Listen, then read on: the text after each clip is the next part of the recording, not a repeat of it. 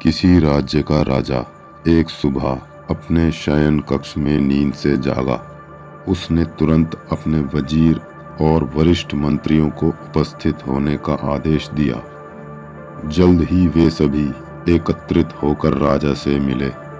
वो सभी उत्सुक थे ये जानने को कि राजा ने इतनी सुबह अचानक हमें क्यों बुलाया है। जब वे राजा के समक्ष पहुंचे तो उन्होंने पाया कि राजा घबराया हुआ है। सभी ने राजा से आग्रह किया और कहा, महाराज आप बड़े चिंतित लग रहे हैं, कृपा करके कारण बताएं। राजा ने कहा, मुझे एक विचित्र स्वप्न दिखाई दिया है जिसके कारण मैं भयभीत हूँ।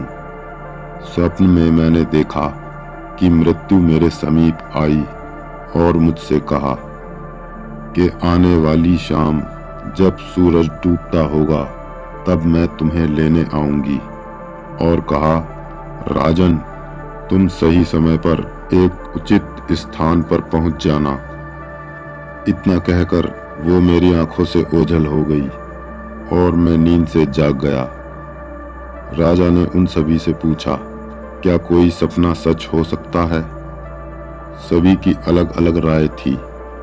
उनमें से कुछ ने कहा, महाराज ऐसा आपने सिर्फ सपने में देखा, वास्तविक जीवन से इसका कोई संबंध हो ये जरूरी तो नहीं।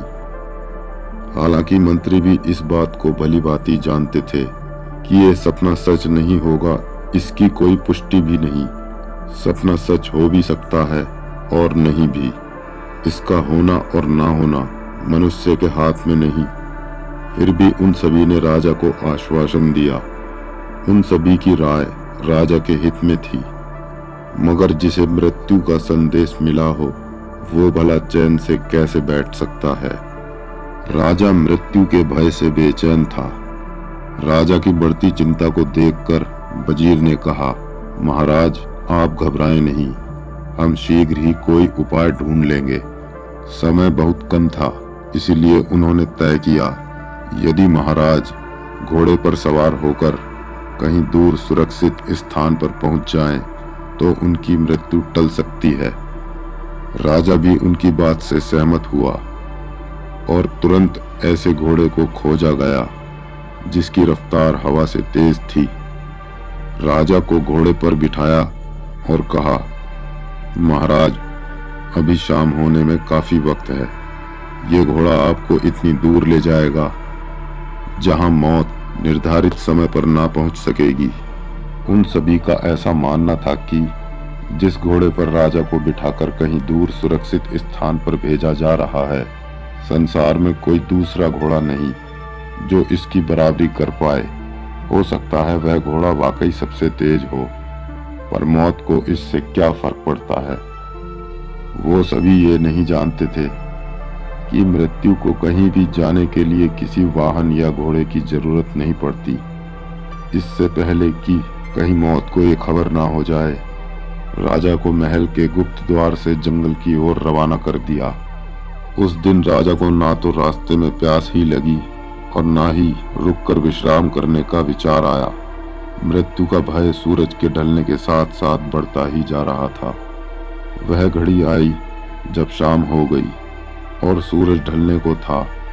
घोड़े पर सवार राजा को लगा शायद वह अब मौत की पहुंच से कहीं दूर निकल आया है। उसने चारों ओर देखा, घना जंगल था। राजा को अपने अलावा कोई नजर नहीं आया।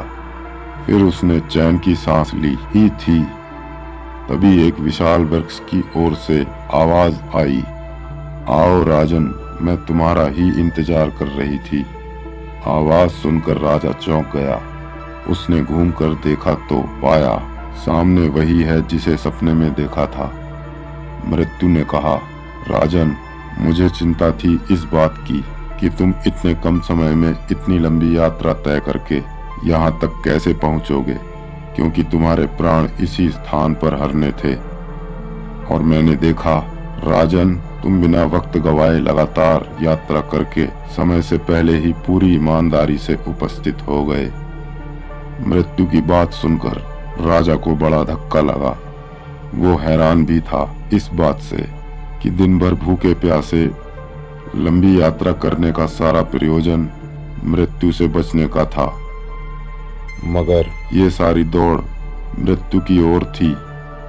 हालांकि मानव सभ्यता विकसित हुई, मनुष्य ने बहुत से आविष्कार किए, मगर वो सभी खोज जो प्रकृति के विरुद्ध है, और मनुष्य जाति जिसे विकास मान रही है, यही विनाश है।